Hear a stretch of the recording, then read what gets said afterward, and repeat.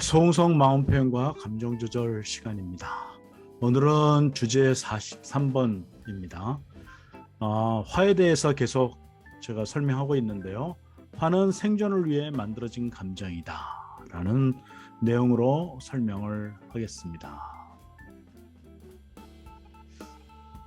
일단 화는 가치 있는 감정이다 라고 이야기하는 학자들이 있는데요. 어떤 가치가 있을까요? 첫 번째는 생존을 위해 만들어진 감정이라는 겁니다. 두 번째로는 내 안의 욕구가 보내는 신호. 그러니까 우리가 어떤 욕구가 있을 때 그 욕구에 대해서 우리가 그 욕구를 화라고 하는 감정으로 반영해서 나타난다. 그런 내용이겠죠. 그리고 화는 자기 중심적인, 그러니까 자기를 위한 그런 감정이다. 그다음에 사회 상황에 맞게 적절히 사용된 그 화는 그 조절자, 즉 뭐라 그럴까요? 어떤 새로운 변화, 사회 변화를 이끄는 적절하게 사용되는 조절자로서도 작용을 할 수 있다. 그다음에 그 화는 잘 사용하면 그게 상황을 잘 변화시키는 그런 강력한 에너지라는 거죠. 강력한 에너지이다 보니까 잘못 사용하면 문제도 발생할 수 있습니다. 생존을 위해 만들어진 감정이다. 우리는 그 위험하고 부당한 상황에 처했을 때 화가 나죠.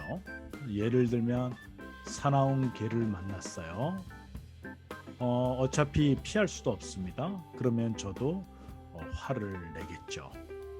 그러니까 위협이 되는 상황에서 생명의 누군가가 나를 위협하면 이제 방법이 없을 때는 같이 화를 내게 되고, 그다음에 자존감에 대한 위협, 누군가 나를 무시하면 여러분 금방 화가 올라오죠. 그다음에 가치관에 대한 위협, 내가 절대적으로 믿는 어떤 종교, 신, 어떤 가치관 이런 것이 폄하를 받거나 그런 것에 대해서 반대 의견이 있을 때, 물론 그걸 다른 의견으로 우리가 받아들일 수도 있지만 화가 날 때도 있습니다. 이게 그 독일 트리에 대학의 총장인 슈뱅크 매지거 박사가 이런 얘기했어요. 화가 생존 본능과 직결된 감정이기 때문에 본능적으로 만만한 상대에게 분노를 터뜨린다. 그러니까 이게 생존 본능을 위한 감정이기 때문에 강자한테 화를 내면 내가 생명의 위협을 받을 수 있죠. 그러니까 강자한테는 화가 안 납니다. 그리고 약한 자, 만만한 상대한테는 화를 낼 수 있다. 이런 거죠. 그러니까 참 치사한 감정인 것 같아요. 객관적으로 좀 보면 권위 있는 사람한테 대항하지 못하고 능력이 없고 만만하게 보이는 사람한테 화를 내고 있는, 그리고 화를 내고 나면 화를 낸 자신도 되게 부끄럽고 또 자기 자신에 대해서 스스로 실망할 때도 있게 되겠죠. 근데 이게 이제 우리의 삶 속에서는 어떻게 작용을 하느냐? 이제 밖에서는 큰 소리 못 치고 조용히 있다가 집에서만 화를 내는 사람, 특히 이제 그 남편인 경우에는 아내가 참 치사하다 이렇게 생각될 수 있지요. 그런데 지금부터 혹시 이런 남편이나 또 이런 가족이 여러분들이 있을 때 치사하다는 생각보다는 저 사람은 생존 법칙을 잘하는 사람이다. 밖에서 큰 소리 안 치는 것은 그것은 살기 위해서, 그리고 그 분노를 그대로 놔둘 수는 없으니까 이제 집에 들어와서 그나마 스트레스를 풀고 있다. 이렇게 좀 생각을 해보면 어떠실까요? 그러면 그렇게 해서 집에서 큰 소리를 친다. 그럼 집안 식구들이 괴롭겠죠. 이럴 때는 어떻게 해야 되느냐? 이제 이럴 때 하는 대화법이 이제 먼저 공감을 통해 상대의 화난 감정을 해소하고, 그리고 화를 내면 우리 이제 가족이 불편하고 함께 있는 사람들이 불편하고 힘들어하죠. 이것을 좀 잘 알려주고, 그런데도 이 분노와 화는 일종의 습관이 되어 있는 거기 때문에 계속 할 수 있어요. 이럴 때는 경계선 대화법을 사용을 하시면 효과적입니다. 한번 예를 들어 볼게요.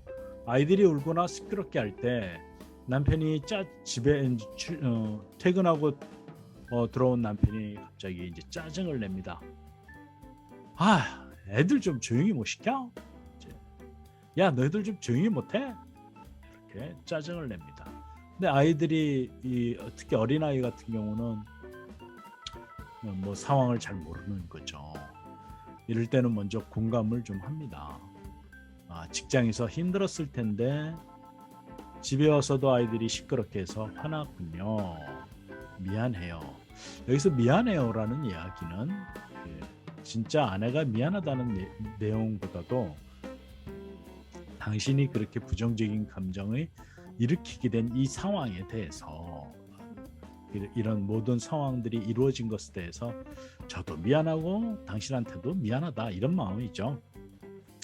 그 다음에 이제 마음 표현은 이제 자신이 느꼈던 감정들을 좀 잘 표현하면 좋죠. 아이들이 어려서 당신 상황을 이해하지 못하는데 화를 내니까 당황스럽네요. 그 다음에 당신이 화를 내면 아이들이 무서워하고 더 울까 걱정도 되네요. 여기다가 또 하나는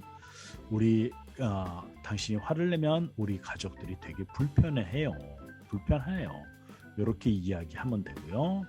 그리고 이제 욕구를 좀 이야기하면 좋죠. 조용히 할 수 있도록 노력할게요. 당신도 이해해주면 좋겠어요. 이렇게요.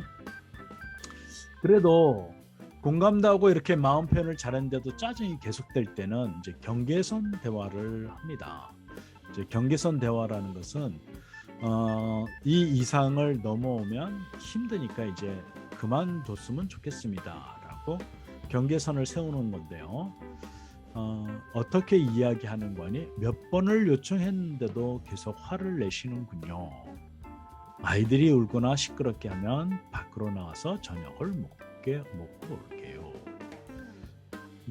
여기서 이제 이 경계선 대화에 이제 두 가지 특징이 있어요. 중요한 점이, 일단 경계선 대화는 자신에게 세우는 겁니다. 상대에게. 당신이 계속 짜증내니까 짜증 좀 내지 마세요 라고 하는 것은 상대를 통제하려고 하는 거죠. 또 상대한테 경계선을 세우는 겁니다. 그렇게 하지 말고 당신이 계속 화가 난다고 하니까, 그러면 이제 방법은 아이들을 데리고 당신은 조용하기를 원하니까 밖으로 나갈게요. 그래서 자신에게 세우는 겁니다. 두 번째, 경계선 대화를 한 다음에는 실천에 옮기는 것이 중요해요.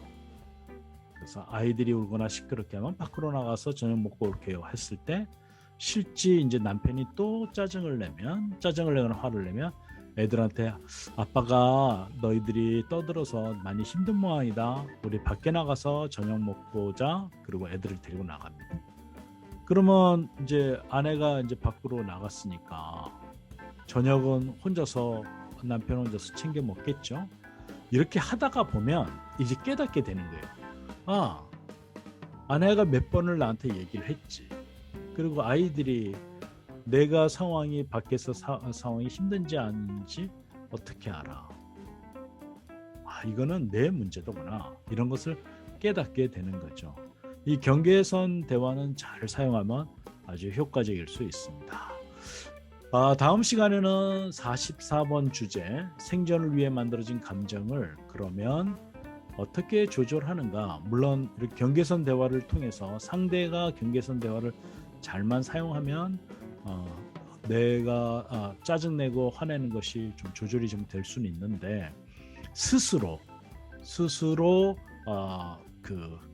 이 화라, 생존 때문에 생기는 이 화를 갖다가 조절하는 방법에 대해서 알려드리도록 하겠습니다. 그리고 주제 45번, 46번은 화는 내 안에 욕구가 보내는 감정이라는 거 얘기했죠.